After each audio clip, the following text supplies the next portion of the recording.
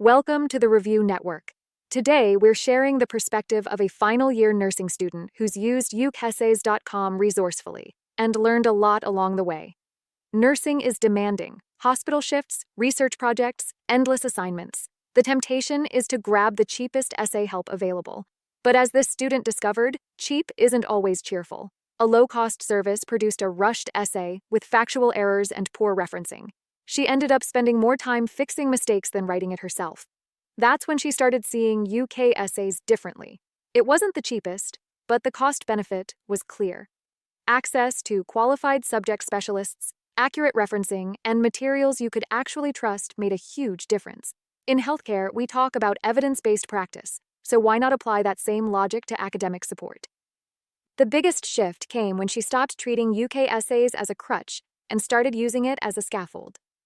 Model answers on complex topics became study guides. By breaking down how the essay introduced arguments, structured evidence, and cited sources, she built skills she could use in her own work. The result? Better grades and more confidence. Transparency also mattered. UKEssays offered clear communication, responsive customer support, and smooth handling of revisions. No generic replies, no ghosting. That reliability built trust. And yes, budget realities are real.